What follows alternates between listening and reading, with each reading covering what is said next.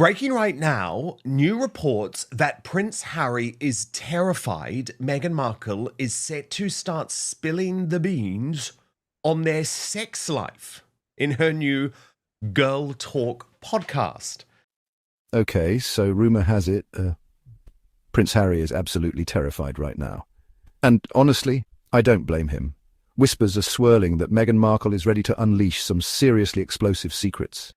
We'll get reaction to this story from Harry's biographer Angela Levin, our royal mastermind, in just 1 minute. But first, let me take you through this hilarious, fascinating reporting from Radar Online.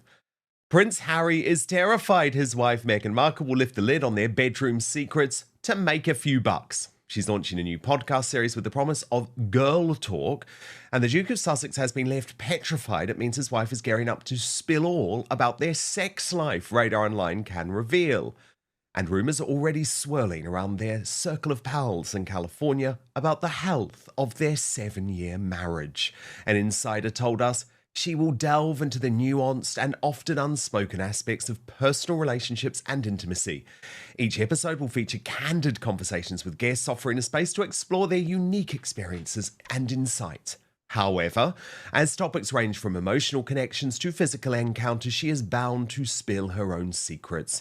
Harry is understandably apprehensive about the possibility of their private moments being discussed. In fact, he's quivering with fear about the possibility. The guy is terrified.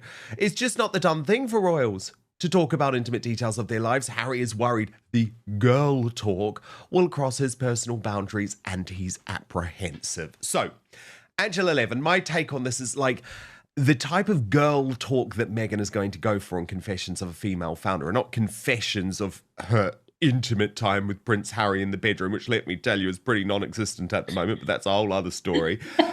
She's not going to go there. The girl talk, the intimate moments, is all about the things that she promised she would never talk about. You know, her health, her miscarriage, her pregnancies, etc., etc., etc.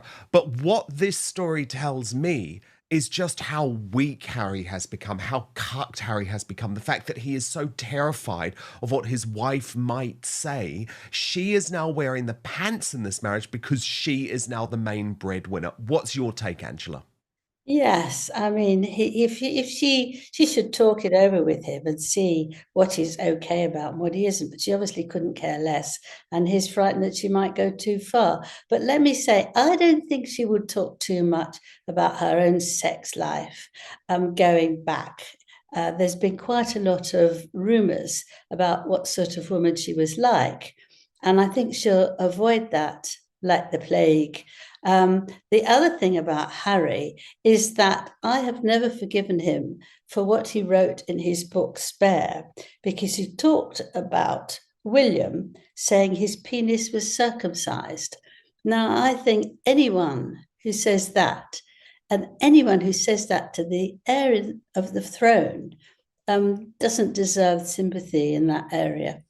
Think betrayal, sex scandals and private drama that could turn Harry's whole world upside down. Now, let's be real. The cracks in their marriage have been showing for months. Separate appearances, awkward body language, and, come on, the tension is practically screaming through their smiles. Exactly. I mean, exactly. It's like, Harry, what are you doing? Moaning about your secrets being spilled. Very good point, Angela. I'd forgotten about those awful revelations. He also, remember, sort of unleashed to the world against her wishes the poor older woman who he had lost his virginity to. Yeah, I was just going to go back to that one. Yes, this woman. Yeah, go. You go, Angela. Yes, she, a young woman, a year older than Harry, and who was still at school, and they had a bit of an affair. And that was it. She just went back to her normal life. But Harry decided in Spare book to go through all the details of how his first sexual relationship was like. Didn't say her name, didn't talk to her. But of course, newspapers, journalists, everyone wanted to know, and they found out. And he wasn't the least. Did he apologize? No. Did he say anything? No. She was hugely embarrassing. This is going back a very long time. How could he do that? So I don't think he has any right to be frightened of what Meghan's going to say. One, because I don't think she dares to, and two, because he's not exactly been honourable himself. Indeed, there she is, the poor woman, Sasha Walpole, who had to come out and sort of say, "Yep, I was the older woman who Harry was talking about, sort of how I treated him Learning like a." how to have sex. That's what she Yeah, would do. didn't she say something about, he was riding her like a horse, or it was awful. It was awful. So yes, he is not one to talk. Very good point, Angela. I also have to call out another story of the week, which has really got me riled up, Angela. And this shows you what happens when the Sussex squad PR goes into overdrive. They don't care about the truth. It's from In Touch magazine. I'm not particularly blaming In Touch, Angela, because I'm convinced they have been briefed this story. But let me tell you, it is inaccurate, and I'm going to reveal the truth. But let me take you through the story first. It reads, Zara and Mike Tyndall have a lot of time for Harry and Meghan. The Sussexes are grateful for loyalty. And it reads, Zara and Mike Tyndall have stayed on good terms with Prince Harry and Meghan Markle ever since the latter couple decided to quit their royal duties, and a source exclusively tells In Touch the four of them are looking forward to more couples time in Montecito in Portugal with Princess Eugenie and husband Jack in tow. A source said Zara and Mike don't shout about their relationship with the Sussexes from the rooftops because it is still frowned upon by a lot of people in the royal family, but it's known that they, along with Eugenie and Jack, have a lot of time for Harry and Meghan. Angela, no, they do not. No, they do not. Now, yes, there was a time in the ancient history where they did have a lot of time for Harry and Meghan. I mean, sorry, for Harry, not for Meghan. I mean, look at that picture, for example, of Mike and Zara with Harry in the Invictus Games top. They adored him at that time. When Meghan came into the picture, they certainly gave her a chance. I mean, you saw this image of the wedding, and yes, Mike Tyndall was on the dance floor, and he's always the life and soul of the party. But Angela, after Harry and Meghan turned on the royal family in such a revolting manner, they were furious. And I will never forget these scenes outside St. Paul's Cathedral when Zara and Mike, and by the way, I don't blame them for this, refused to talk to Harry and Meghan. They were so disgusted about their behaviour, so disgusted about the fact that on that day they would not turn up to the lunch that was being held where the royals were going to represent the late Queen Elizabeth II because she couldn't be there at that event for the Platinum Jubilee. So this idea that there's some secret close relationship between Mike and Zara and Harry and Meghan is for the birds. Let me tell you, Angela, Zara and Mike are team William and Catherine, not team Harry and Meghan. Sources close to the couple say Harry's on edge. He's lost his royal safety net, and if Meghan decides to go nuclear, he's got nowhere left to run. But here's where it gets really juicy. Insiders claim Meghan has receipts. Yep, the whole shebang. Yes. Well, Mike, I mean, he was also somebody who had no royal connections, really, and no royal upbringing. And he's been delightful. Everybody in the royal family likes him very much.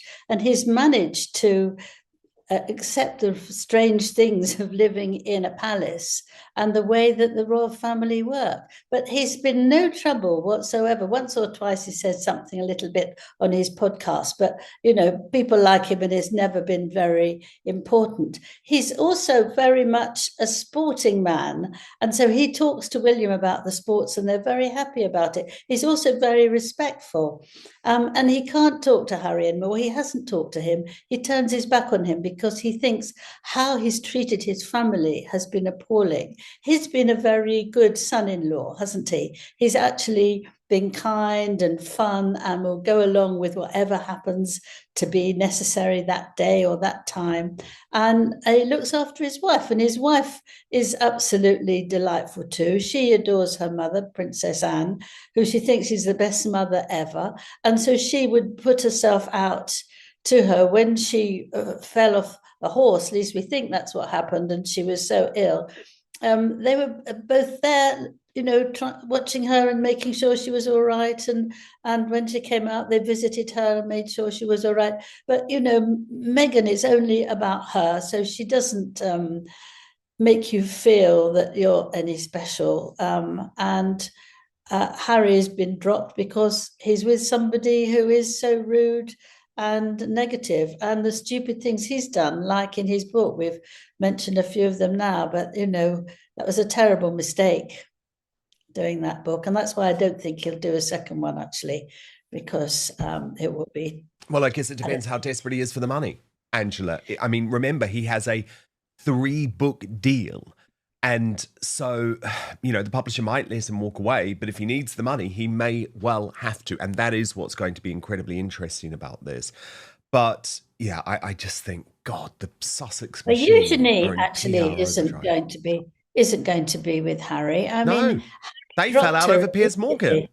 Yes, exactly. They saw her eating with Piers, and Harry was absolutely furious, and is absolutely furious with anyone else who is there. It's not his business to tell her what to do, but he felt that she owed the loyalty to him. Now, they're both going to meet and be friendly and it'd be lovely, is just a nonsense, isn't it?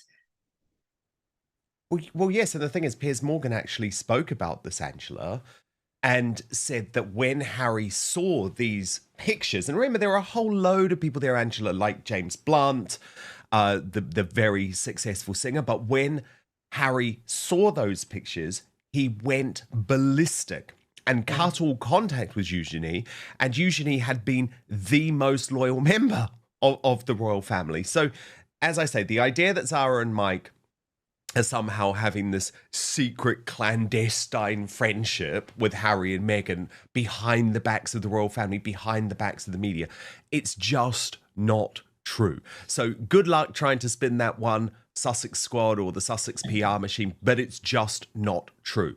Angela, I want to ask you about this new story that has emerged this week about Prince Harry and the Centre Bali charity. Of course, we know he's embroiled in this legal row with Dr. Sophie Chandoka, but this headline caught my interest because it said Prince Harry lost interest in the African charity after marrying Meghan. I know you know a lot about this story. What's going on here? We're talking texts, voice notes, maybe even photos. And what's in them? Well, allegedly, there's stuff about Harry's wild past. Scandalous relationships, drunken outbursts, even unconfirmed rumours of infidelity and cover-ups. Well, yes. I mean, I think that Meghan just didn't want him out of sight.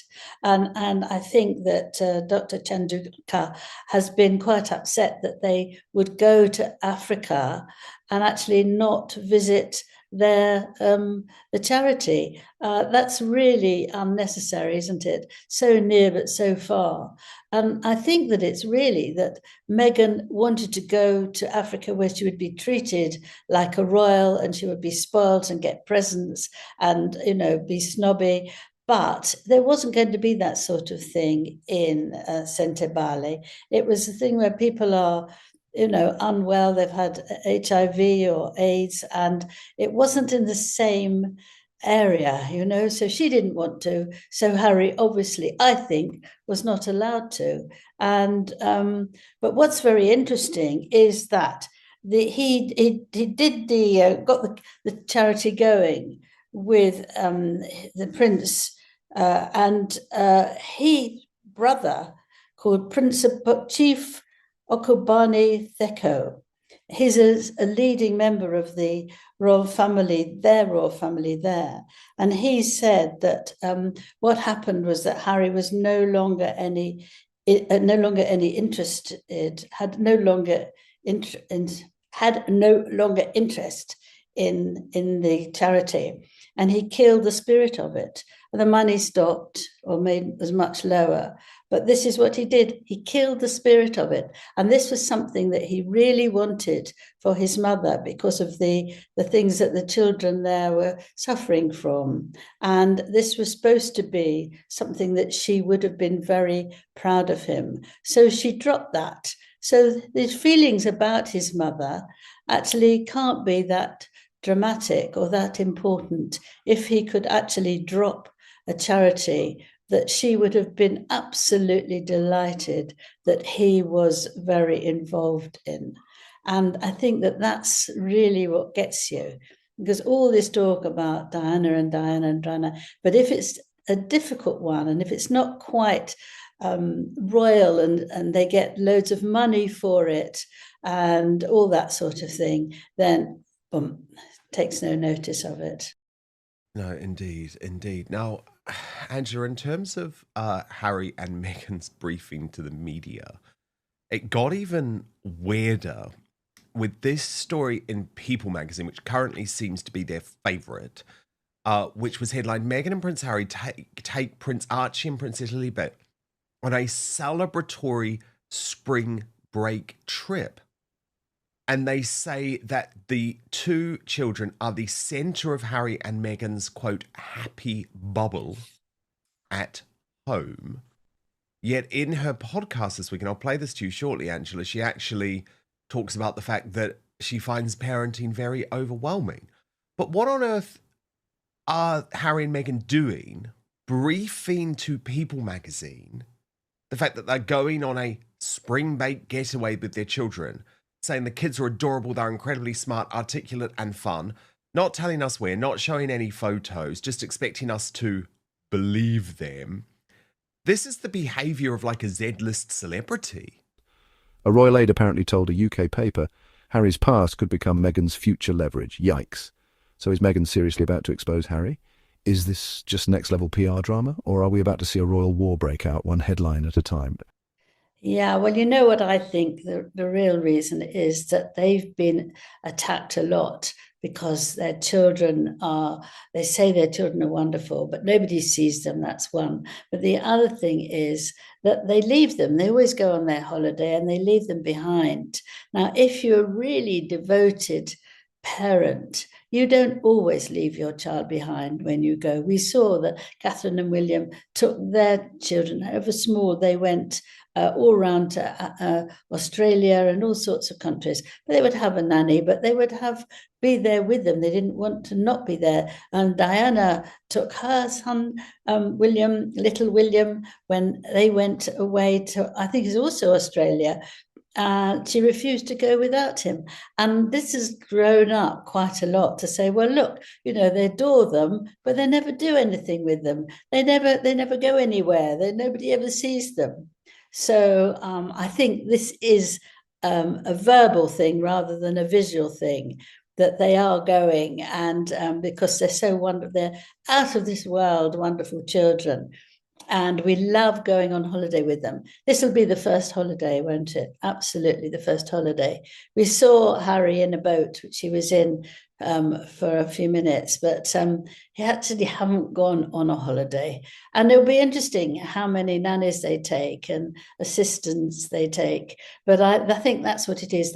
Meghan's very shrewd like that. If she hears something about herself, she makes a move. She either gets someone to say how wonderful she is, which Harry has done now several times recently, or she actually makes a change. And this is that she wants to prove that she's the wonderful mother, and she does care about her children. But actually, up to now, there hasn't been very much interest, I think.